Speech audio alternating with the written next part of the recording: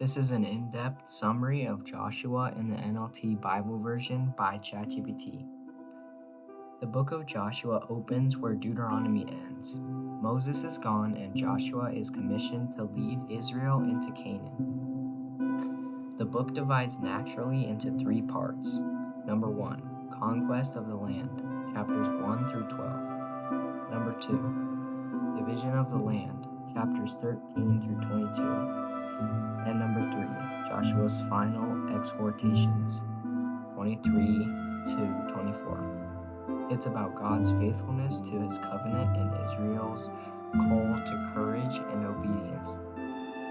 The Lord said to Joshua, son of Nun, Moses' assistant, Moses, my servant, is dead. Therefore, the time has come for you to lead these people into the land I am giving them. Joshua 1 through 2. Part 1. God commissions Joshua. Joshua 1. God encourages Joshua to take up the mantle of leadership and assures him of divine presence and victory. Be strong and courageous, for you are the one who will lead these people to possess all of the land I swore to their ancestors. Joshua 1:6. This is my command. Be strong and courageous. Do not be afraid or discouraged, for the Lord your God is with you wherever you go. Joshua 1:9.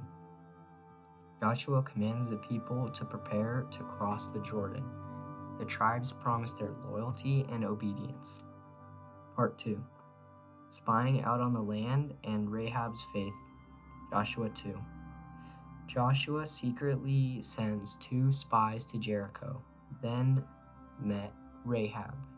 They meet Rahab, a Canaanite prostitute who hides them in and professes faith in Israel's God. I know the Lord has given you this land, for the Lord your God is the supreme God of the heavens and above the earth and below. Joshua 2:9 and 11. Rahab's faith saves her family, and she becomes part of Israel's story, and even the lineage of Jesus. Matthew 1:5. Part 3. Crossing the Jordan. Joshua 3 through 4. God performs a miracle like the Red Sea crossing. When the priests carrying the ark step into the Jordan, the water stopped flowing, and the people crossed on dry ground. Priests who were carrying the Ark of the Covenant stood on dry ground in the middle of the riverbed as the people passed by. Joshua 3:17. 12 stones are taken from the river as a memorial so future generations remember God's power. In the future, your children will ask, what do these stones mean? Then you can tell them, this is where the Israelites crossed the Jordan on dry ground. Joshua 21 through 22. Part 4. The fall of Jericho. Joshua 5 through 6. After renewing the covenant through circumcision and celebrating Passover, Joshua encounters a mysterious commander of the Lord's army, likely a theophany, a pre-incarnate appearance of Christ. As commander of the Lord's army, I have now come. Joshua 5:14. God gives Joshua an unconventional battle plan. March around Jericho once a day for 6 days and 7 times on the 7th day, then shout, the walls collapse miraculously.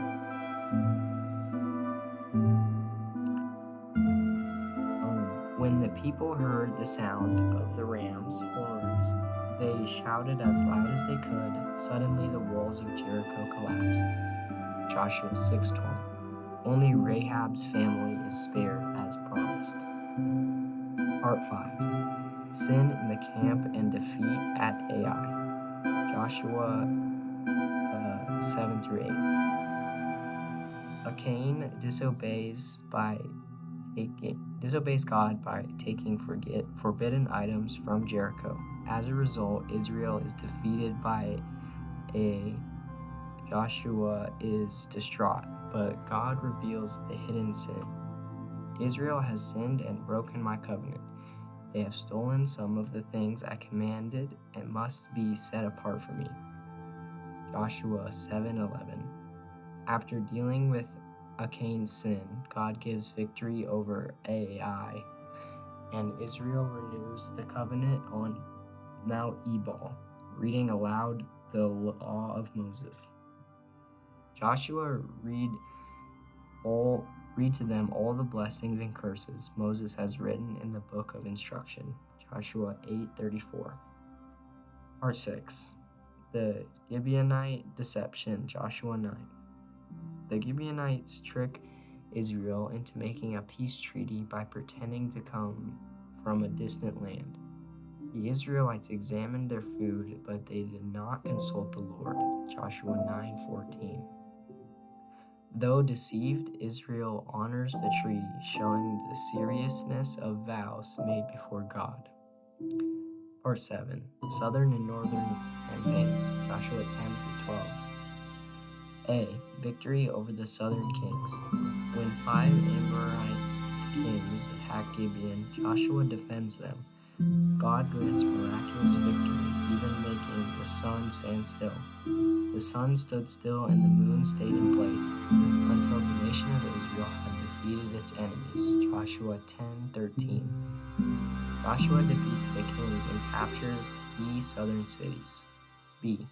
Victory in the north. Joshua then defeats the northern kings led by Jabin of Hazor. Joshua waged war for a long time to accomplish all this. Joshua 11:18. By the end of chapter 12, the land rests from war. 31 kings defeated in total. Part 8. Division of the land. Joshua 13-22.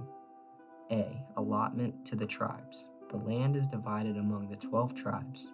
Reuben, Gad, and half of Manasseh settle east of the Jordan. Judah, Ephraim, and Manasseh received their western portions. The remaining tribes received their territories by lot. The land was now under the control of the Israelites, and the Lord gave them rest on every side. Joshua 21:43-44. B. Cities of refuge and Levitical towns. God commands the establishment of cities of refuge for justice and mercy. Designate cities of refuge so that anyone who kills another person accidentally can run there for safety. Joshua 20:2-3. The Eastern Tribes Altar. The Eastern Tribes built an altar near the Jordan, causing misunderstanding, but it's clarified as a memorial of unity, not rebellion. The Lord alone is God. The Lord alone is God. Joshua 22:34. Part 9. Joshua's farewell and covenant renewal. Joshua 23-24. A. Joshua's final exhortation. In his old age, Joshua reminds Israel that God kept every promise and warns them against idolatry. Not a single one of all the good promises the Lord had given to the family of Israel was left unfulfilled. Everything he had spoken came true. Joshua 21-45. So be careful to love the Lord your God. Joshua 23:11. B. The covenant at Shechem. Joshua gathers the tribes and recounts God's mighty acts.